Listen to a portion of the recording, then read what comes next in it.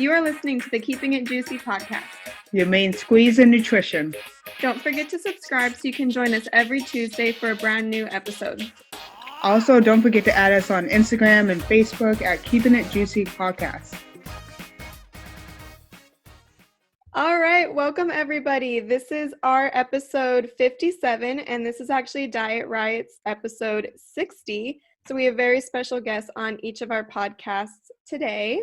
We'll just go into a little bit of the history of the Diet Riot podcast. So if you want to give a brief introduction of yourselves for our audience, go for it. Okay, you start. Okay, yeah. We're the Diet Riot podcast. I'm Alyssa. I'm Brooke. And we're both dietitians, and we love chatting so much that we used to get in trouble at work, so we decided to start a podcast. It's true. Have a place to record our conversations. So I'm Alyssa Miller. I'm a dietitian, super interested in intuitive eating, of course, which is why we started the podcast, to have an outlet to talk about that. But I also work a lot with moms and how to feed their children and keep their intuitive eating nature. So that's kind of what I do on the side. But then this podcast is more focused towards mostly women, I would say, and how to become intuitive eaters and get out of the diet culture crap. Riot against the diet riot culture crap. Yes. Yeah. And I'm Brooke Miller, and Alyssa and I became dietitians about 7 years ago. We're both from the Midwest, which is really exciting. And we're both moms, which is also a big topic of a lot of our podcasts. So I welcomed my baby boy almost a year ago. He has Down syndrome, had open heart surgery. So my focus, I love focusing on kids as well, but more things with like feeding therapy related. And then I was also a breastfeeding coordinator at my last job. So I have a really strong passion for breastfeeding as well. And yeah, we just got in so much trouble at work talking. So the Miller Corner at work has turned into a podcast. Yep. And so we started Diet Riot about a year ago as well. So right around the same time as you guys started yours, which is awesome. And we freaking love podcasts. Like, we would give each other podcast recommendations all the time. And our interests are super varied, but obviously we're both dietitians. So we were like, we need to create a podcast and chat about this. So we decided to create Diet Riot. My husband came up with the name in like a freaking second, which is like the best part of the podcast. I love our name. I know. So yeah. I love y'all's name. Oh, it's so cool. He Perfect came up with it. To talk about. Exactly. Yeah. Hating on diets, pretty much. We do a lot of episodes breaking down real diets that are out there that people are following and why they suck. So we do like talk about pros and cons. Yes, we do. We'll go into the scientific research, and then we have a lot lately of guests. So we've had guests talk about eating disorders, intuitive eating. Had a therapist on that was super helpful. So because we're dietitians, we come at like the nutritional standpoint, but it was really cool to see a therapist come at it from like a more mental arena for like disorder practice. Yeah, exactly. Absolutely. That's pretty cool. Yeah. And that's exactly why we wanted to have you guys on this episode, because the whole diet culture society is a freaking mess. And I feel like New Year's resolutions just go like hand in hand with that. And there's so many problems surrounding it, but we'll definitely dive into like the pros and the cons of that. So I just found like a really quick statistic, and it's from Psychology Today. Actually, they say that 80% of diets fail by February. And I totally believe that. There's probably a lot of other statistics floating around with that too. That surprises me. It takes till February. I know. I feel like exactly 2 weeks. 2 weeks. Yeah. January 3rd. Yeah. And no more keto. Yeah. Oh my God. Very true. I think it surprises me more so that New Year's resolution diets and all that ads start popping up, like not even when January comes around, it probably even starts at the end of November, beginning of December, just getting people's mindset ready for the fact that go ahead and cash your money into this, starting off in the new year when they just spent a lot of money on Christmas gifts and all that stuff. Yeah, everything's getting earlier and earlier, right? Like all of our like Hobby Lobby has Christmas stuff out in July, like everything. Yeah, right. And I think that's a really good way to identify diet culture and like crap that people are trying to sell you to lose weight or to, focus too much on your body, is like, if they're trying to sell you something that will be ever changing, that's probably a good indication that that's diet culture trying to sell you that you're not good enough. You're not, your body's not enough and your body's not welcome here. And you need to change it. Exactly. Bullshit. So with that being said, let's kind of go into New Year's resolutions. So what do you guys kind of see as the main problems with it? Like, are the expectations too high? Are the goals unrealistic? Like, what do you guys think about that? I think it's a little bit of both. So I think that so I'm actually in a lot of support groups. I won't say specifically which groups, but just a lot of different mom support groups. And one of them specifically is people put their current body weight, their goal weight, and the amount of time. And every time I see it, it's like completely unrealistic. And so when you're setting the bar to a place that you can't reach, you're just going to feel disappointed. And then just people are always like grasping for the next best thing. So when something doesn't work, when the diet eventually fails, because all diets will fail at some point, then they say, oh, I need to go back to that. I need to go back to that, or I need to go on a new diet. And so when you're chronically dieting, you're actually like messing up your metabolism, and you're messing up a lot of systems in your body. And so I think the expectations are too high, but when you start jumping on these diet bandwagons, it's going to fail eventually. And so then you kind of crash and burn, and then you feel like you need to try something else. I failed, but really the diet failed. And I think the industry is just really, they're smart. They know that people are going to fail on a diet, and so they'll throw out the next best thing to try. And again, it may work short term, and by work I mean you may lose weight short term, but long term you're not going to keep it off, and typically you end up gaining more weight back than when you started. So just like the yo-yo dieting mentality, I mean, it's just not going to work long term. So I feel like it's just really sad that it is. And the New Year's resolution comes right after a really hard season of the holidays for people. And if you struggle with disordered eating, or you are constantly going on diets, you might right around Thanksgiving say, okay, from now until January 1st, I'm going to eat whatever I want, because I know January 1st, everything's going to change. I'm going to finally make this diet stick. This is the diet that's going to work. And I'm going to start losing weight and feel great. And by the summer, I'm going to be teeny tiny and in my little bikini or whatever. And it's like what that creates, instead of peace around food, you then have a scarcity mindset for 2 months of the year, which is like insane. The most stressful time of year. Yes. Where you have this scarcity mindset where, oh, January 1st, I'm never going to have these foods. So then what do you do at Thanksgiving? What do you do at Christmas? What do you do around Christmas cookies? What do you do, on all those foods that you don't feel like you're ever going to get again, ever in your life, or at least, for several months into the next year until your ideal weight, whoever told you what that weight was, you overindulge to the point of literal sickness, and you don't stop until January 1st. And then all of a sudden your body goes from all this food and influx of food, and your body doesn't know that you're dieting. Your body doesn't know that you're trying to lose weight or look good in a bikini. Your body goes, holy heck, now we're going through starvation. We better pack on the pounds. We better keep the weight on so that we can survive this famine yes. to get to the feast that we just had, that we just came out of. So, I think a lot of people think our bodies are on board with us, when really our body's goal is to keep us at homeostasis, to keep the peace, to keep things regulated, and make sure that we have enough sustainability in our bodies to provide for us during those famines. And people really think that I can just live in a famine the rest of my life, and that's not how our body works. It's really hard. Totally unrealistic. All the time. I say your body is designed to survive, not to be skinny. You have to work with it and not against it. And by starving yourself, you are doing yourself absolutely no favors. You're working against it more than you're working with it.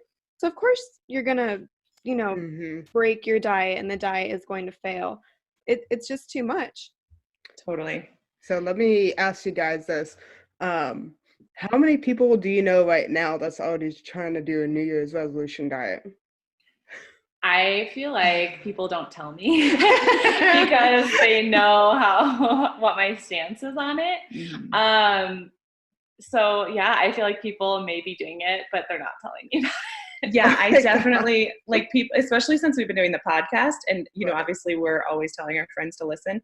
They know, they're pretty well aware of our stances on diets. And so yeah, I agree. People don't really tell me, but I saw this on Instagram the other day that I thought was so important to point out. just because your diet doesn't have a name or a label doesn't mean you're not on a diet. And so I think the actual like Instagram was like, counting calories and keeping to a certain calorie limit is a diet. Maybe it doesn't have a name, but that's restriction. And that restriction leads to that mental thought of scarcity, which tells your body that food is scarce and we better eat it while we can. And I thought that was a really interesting like way to put it, because I think Brooke and I, especially early days in our podcast, talked about how we've never really been on a diet. But looking back, I had food rules that were controlling my thoughts around food. So even though I was never on keto, or I never did, these labeled diets, it's still creating a mentality and a stress level in my body that I needed to work against my body, like you said, versus with it. So that being said, I don't have a lot of people coming up to me and being like, I'm starting keto, what do you think? Anymore, now that we have the podcast. I used to, for sure. But now I have people saying things like, oh, I really need to watch what I eat. I need to be good around I need to food. cut my sugar out. Yeah, I cut need it down. Exactly. So they'll say things like that to me a lot when they just need to listen to our podcast more, I guess. Yeah, duh. Because it sounds like they're being good, but really that's still a diet. If you have food rules and you're not giving yourself unconditional permission around food to eat what your body needs and wants as well, then that's still a restrictive mindset you're putting on your body, even though it's not labeled. Does that make sense? And the morality around food, like I'm so good because I ate a salad. I'm so bad because I ate pizza. It's like, no, you're not good or bad. Food is food. And yes, some foods are going to probably make you feel better. Some foods are probably going to make you feel sluggish. And just identifying what those foods are for you is really helpful. But what makes me sluggish may not make you sluggish. I mean, even caffeine, we were talking about that. Like I could have a cup of coffee at 10 at night and crash. She couldn't, but like up till 4 a.m. Yeah. I mean, it's just everything is so different. Right. Yeah. Right. And it's the same thing at my workplace right now. Since I work at a dialysis center in the daytime, and people, I guess, don't really think about it. I know I'm the main dietitian there, and they know I'm a heavy practicer of everything in moderation. They've probably seen me eat everything known to man. But, like, I always come across people who are like, oh, I'm going to stop eating after this. I'm like, it's only 2:00. Yeah. Really? What are you going to do? Are you going to bed at like 4 p.m.? Yeah. Right. I don't know. I mean, maybe I've just noticed that in my workplace, working with a whole bunch of nurses, that's just what I've come across. And then they're doing all of this keto, intermittent fasting. Intermittent fasting is such a huge thing right now at my workplace and just in general. I've noticed. Trending everywhere. Yeah. Yeah. We did a whole podcast on intermittent fasting, which I feel like we pulled a lot of good scientific data in that episode. And we talked about there are some benefits for some people. However, like it for most people, it's not, the benefits are not gonna like outweigh. Yeah, typically when people are coming at intermittent fasting with a diet mentality already or a food, scarcity situation, that's going to create more scarcity in your life. So then when you are in your eating time of day, you're going to go way overboard and ignore your body cues to overeat. And that's interesting. You say that you work with a lot of nurses, because I do find nurses struggle with disordered eating, just as a generalization. Dietitians do too. Well, yeah. For sure. But nurses, they do those 12-hour shifts. They're doing overnights. It's really hard for nurses to listen to their bodies, because they are going against a lot of their bodily needs a lot of the time. They're working so hard. Their overnight shift on their feet, it's hard they don't to get breaks regulate. To eat sometimes. Totally. I mean, it depends on the shift and the, if they're in the ICU or general, like it totally. I know this applies to a lot of people. I happen to know a lot of nurses too. Yeah, and they feel that way, where they're like, I don't even feel hungry during the day. Too. Oh yeah, that's true. They're very, I don't want to say challenging, but challenging people to work with, because they are almost trained in the job to ignore their cues. They can't go to the bathroom. They can't get a snack whenever they have to just suppress it. So they don't have those cues as well as, some other people might. Sure. And did you feel, so Alyssa and I started working from home as tube feeding dietitians. Glorious. 3 years. Glorious. 3 years ago, we went from working in the office to at home. And I was really nervous, because I was like, oh no, I'm going to be home all day by myself. I'm going to eat everything in sight. And That's I so didn't, funny. you know, felt the I didn't opposite. at all. Like, but I Yeah. remember like having anxiety about it and thinking, I'm going to gain weight because I'm just going to sit around all day in my office, never leave. And it's like, and snack all day. And it's like, I don't That's so at funny all. because I think I was the exact opposite. Because you guys, I used to bring a bag of stuff into work with me. So did I. My whole drawers, like who needs paper when you can have snacks in your drawers? Oh my God, I do the same thing. She had the best snack drawer and the best It was chocolates. fantastic. Yeah. I had chocolate, I had cashews, I had bars for days. And anytime someone came and they're like, oh, I forgot my lunch, I'm like, don't worry, I have you covered. She would, yeah.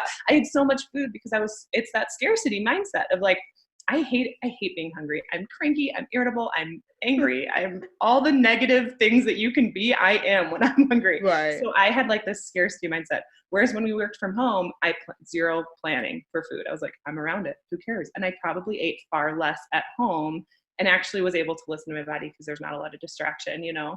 So I don't know. That's interesting. I know. But now it's glorious working from home. It is glorious. And like that, you're right. Like when I started working from home, I just ate when I was hungry. I'd be like, oh, it's 10. I should probably make breakfast. Yeah.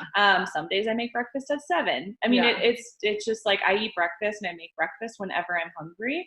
And I love that because when we have to go into the office to train, it's like, well, I have to eat breakfast now at 6 a.m. or I have to bring my breakfast and eat it when I'm actually hungry. And it's hard to anticipate, you know, when your schedule changes for anybody, whether you're working from home or you're in, you know, a situation, if your schedule changes, it's hard to anticipate when you might be hungry next if you're not used to it.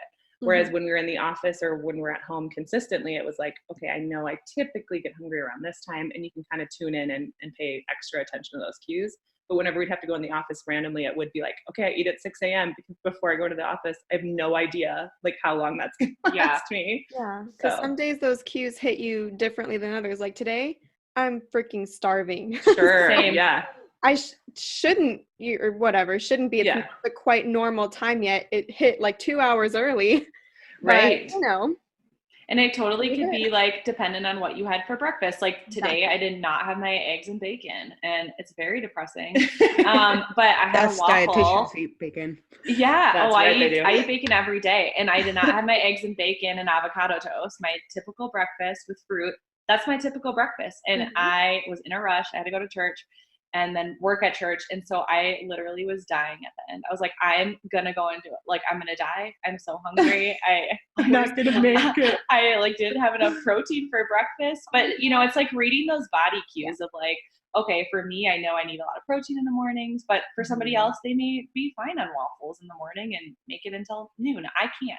Yeah. And this has like taken us so much time. Like I was just talking to my husband the other day where I was making this comment we had mentioned in another podcast we did, that I used to be a freaking fiend around chips. Like chips are my favorite food. I freaking love like they're sour. Right what? I need them. No. So the thing is like I used to not bring chips into our house because I was like, well, if they're there, I'm just gonna eat them. And I proved myself right. Every time there was chips in the house, I would eat the entire bag or a good hefty amount until my tongue was all like scraped up from chips. Yeah. But now we have like 8 bags of chips at our house all the time. And I like rarely dig into them because when you give yourself unconditional permission to eat it, you actually find that you binge less because you're not afraid of not having access to that food later. But as a caveat, that takes time. I'm on year 5 or 6 of intuitive eating. Long time. Yeah. And I mean, for some people it might come faster, but for myself, it took longer. And I think too, as I get older, I care less and less about what other people might be judging my food or things like that. I've let a lot of that go, and I've been able to listen to my body, and my body, I think my body responds faster. Like I was talking to my husband, when we were 18, I literally feel like I could have had a salad or a burger and my body would have been like, I don't care what you feed me, just feed me. Yeah. Whereas now that I'm 30, my body is definitely more affected by what I'm eating, and I can tune into it better. So it kind of all comes together slowly. And that's the cool thing about intuitive eating is like over time you gain momentum, you learn your body more and more and learn what works for you and leave behind the rest. And that takes serious time, not just like a week of intuitive eating. Yeah, like you shared how long it took because, you know, one of the big issues with people setting these resolutions is they don't appropriately set the amount of time it's actually going to take. Totally. Yeah, I've been working on my, you know, intuitive eating for probably about the same amount of time. And some days it's awesome. And some days 5 steps back. So Yes. it's an ever changing, ever fluctuating, and you know, what I can eat now is going to be totally different than even what I can eat in 5 years, because like you Right. mentioned, what you ate when you were 18 isn't going to really work now. Right.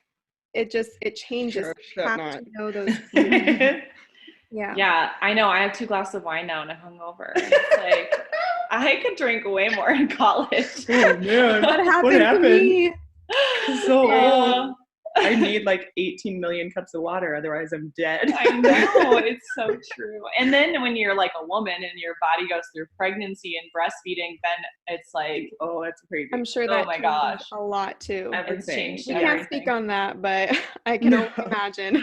Yeah, and you get used to, intuitive eating. What's wonderful about intuitive eating is you can't fail. There's no failure days. There's only learning days. You're learning yourself, you're getting curious, and you're growing. And even on days that you're like, you feel like it's 5 steps back, it's like, no, this was a learning experience, and you respect and honor that your body had to go through that in order to move forward. So a big part of my story I've talked about is with nursing my son. I got pregnant early on in my intuitive eating journey, and then nursing him, I was ravenously hungry. Oh my gosh, yes. And I would, like, more than pregnancy. Oh, way more.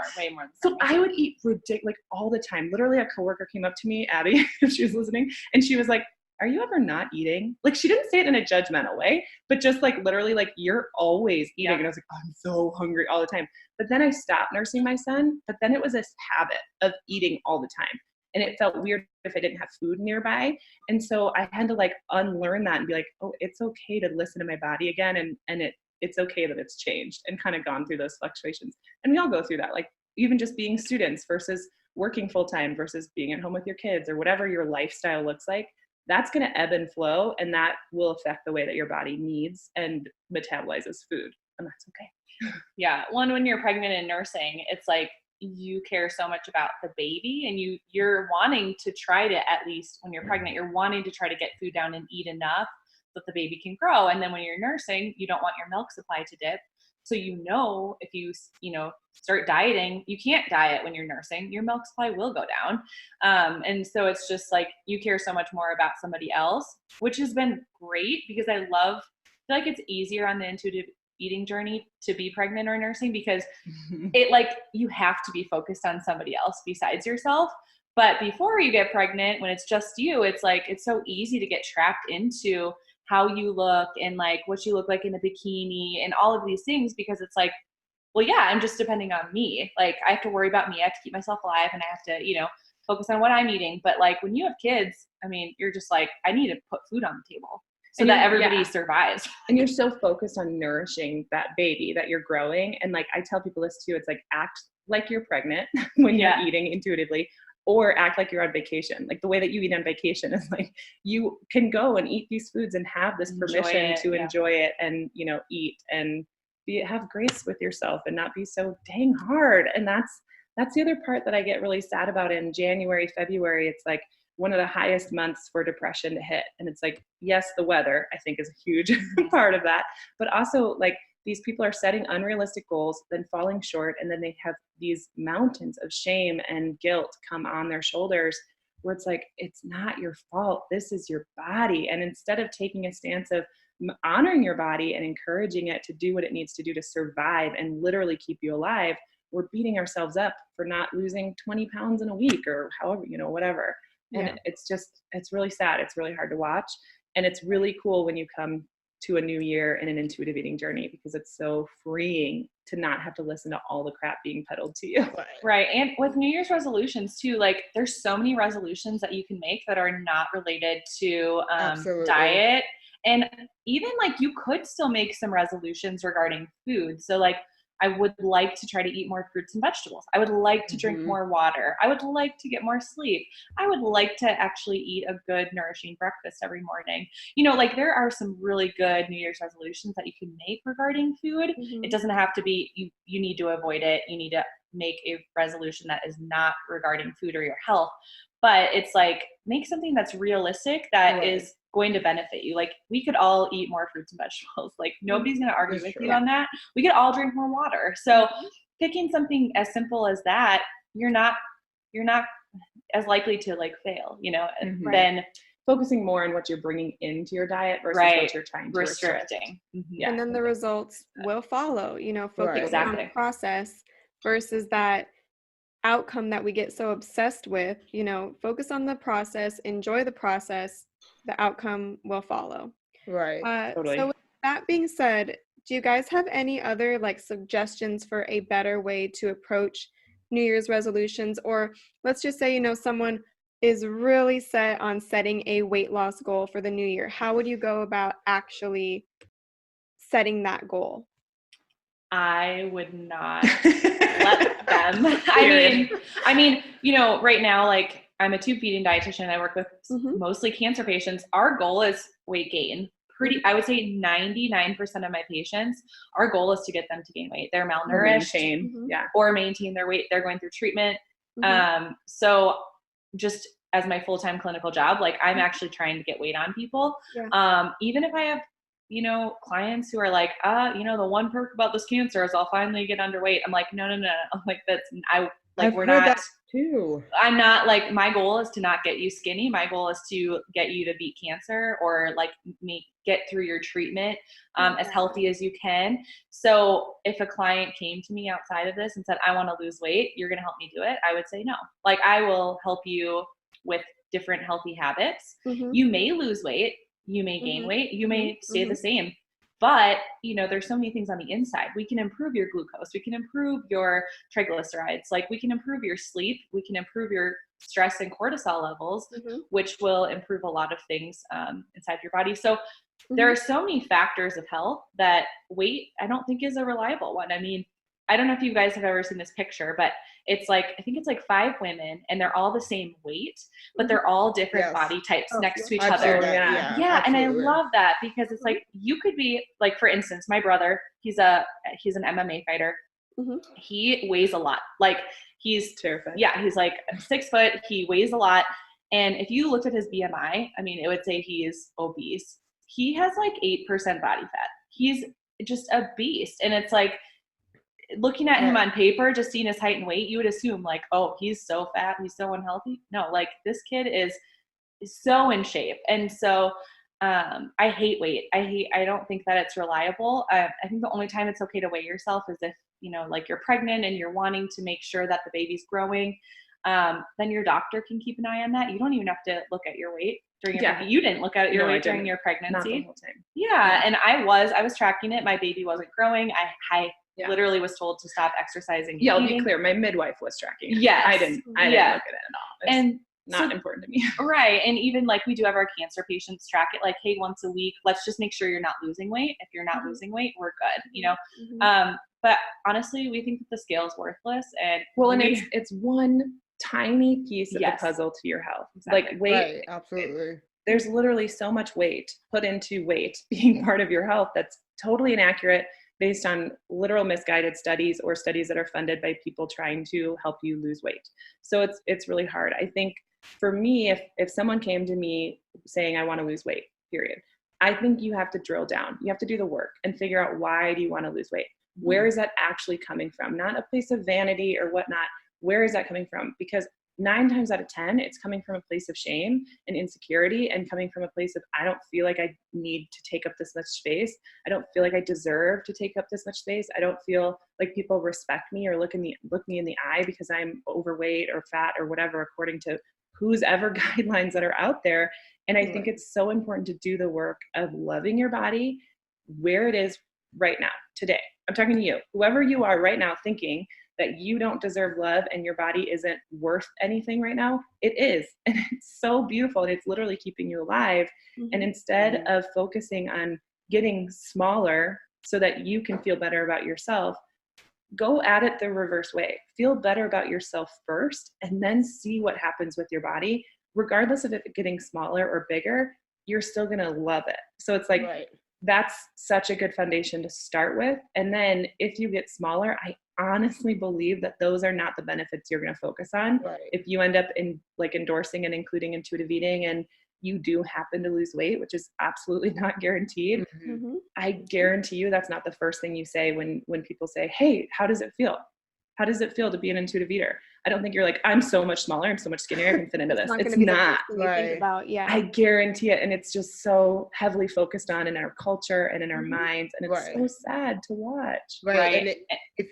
And I was just going to say, if you don't love yourself now, how are you going to love yourself at a size 3? Like, totally. Right. And you all the time. And if you get to that goal weight, it's still not going to be enough. So like, I can tell you any number in the world that I want to be. I guarantee you, if I like only focus on weight and I get to that number, I'm still not going to be happy. And I love the analogy of like, okay, so if you have a child, like we have a child. If I look at my child, and sounds like we have a child together. We do. Yeah, we do. We're so both Millers on this podcast. No, so like you can look at your best friend, your parent, your spouse, or your child. So look at somebody that you love unconditionally. And if like my son were to all of a sudden get chubby, would I look at, well, he has arm rolls because he's like under 1 and he's awesome. But would I like love him less because he was overweight? If my husband all of a sudden gained 50 pounds, would my love for him decrease? No, it wouldn't. And so we have to look at our bodies the same way. Like I need to love myself at my current weight. I need to love myself. Like my pregnancy weight was quite a bit higher than what I weigh now. I still loved myself the same. And then postpartum, I still love my body the same as I did before I got pregnant. And so you just have to like give yourself unconditional love, just like you would a child or a spouse or your mom or your dad or your brother or sister. Like that needs to go. Yeah. When you list things that you love about them, like I've talked about this, like with Brooke. Oh yes. Me loving Brooke has nothing to do with the way that you look or how much you weigh. Like zero. Like it's so important to look at it through that filter of, yes, my love for this person wouldn't change, but also it's not what drew me to them. It's not like I was like, hey, you look like a great weight. I think we should be skinny. friends. I only want to be friends with you. Actually said that, like, oh god, I know. Imagine? Like, oh yeah, you have the body type I like, so we'll be friends. But like, oh my gosh, no, we can't be friends. Yeah, right. But it just sounds so ridiculous. Like, hey, Arda, you're 130 pounds. I like you. Yes, right. But if you're 10 pounds, like how you're out the circle. It's like Mean Girls. Like, you can't sit with us anymore. Sit with us. Right. Regina. Right. And I think it's actually important to notice, like, this is not talked about too often, is that sometimes culture plays a role, and that can play a huge setback or obstacle. Like, take for example, like my parents come from Turkey. They're very completely different cultural background. Mental health does not exist. And I remember they were looking at my sister, for example, and they were like, well, if she fixes herself from the outside, she can fix herself on the inside. And I was like, that does not work at all. No. Alarm bells are ringing off. Right. And like, they don't understand that. So like, that's a huge obstacle in itself. I guess that's just something to keep in mind, like not just, I don't know if you know what I'm trying to get at right here. Totally. Yeah. And I think we kind of touched on it too. It's like those little small habits that you can bring health into your life have nothing to do with weight. So like one that I tell people is like, get curious. And we talked about this, our episode with Claire Tuning. I love the way she put it. I love her. Yeah. Was like, get curious about how food affects you. So like, hey, what happens if I eat ice cream for breakfast? I've never actually done it because I've been too afraid. What actually happens to my body? What happens if I eat broccoli for breakfast? How many of us eat broccoli for breakfast? I would say probably not a lot of us, but this morning I had broccoli for breakfast. So freaking good. It's like you change your mentality around food from I can't, I shouldn't, I won't, I'll get fat, I'll gain weight. That's so unhealthy. You know, my blood sugars will kill me, whatever it might be, to, hey, what actually happens in my physical body? How do I actually feel when I fill in the blank with anything? Things that you might have already feelings around, that's good or that's bad or that's I should do that or I shouldn't do that. Take all that away and literally get curious about how your body responds and start there. And eventually the food chatter in your head will happen for a long time. Even now, I still have some food chatter that I have to like shut up and be like, what are you talking about? You literally talk about this for a living. Stop talking about it in your head and put it aside and get curious to how your actual body feels. Because no one on Instagram and no one at your gym is going to know how your body actually responds to certain foods. Mm-hmm. And that's the problem with so many of these diets that people start following in January is it's this like cookie cutter, like here's how you do keto, here's how you do intermittent fasting. Here's how you do vegan. And it's like, but you haven't given yourself enough time to know what foods actually work for you and which ones don't. So totally. Of course, you know, a lot of these diets are going to fail. Right. Yeah. Absolutely. Yeah. Awesome. So I think we're just about wrapped up. So yeah, I just want to say thank you guys for hopping on this episode with us. We love your perspective on everything, and you guys were the perfect fit for this episode. Yeah, thank you so much for reaching out. This is an awesome collaboration. We love being here. Thanks for having us. Thank you. Awesome. So yeah, we will catch you guys in the next one. Sounds good. Thanks, Bye, guys. everybody. Bye. Bye. Thanks for listening to the Keeping It Juicy podcast. Your main squeeze in nutrition. Don't forget to subscribe so you can join us every Tuesday for a brand new episode. Also, you can find us on Instagram and Facebook at Keeping It Juicy Podcast. We'd love to hear from you, so please leave us a review. 5 stars, no less. On whatever platform you're listening to, or send us an email at keepingitjuicypodcast@gmail.com. Or if you have any topics you'd like for us to touch upon, shoot us an email. Until next time, don't do anything that I wouldn't do.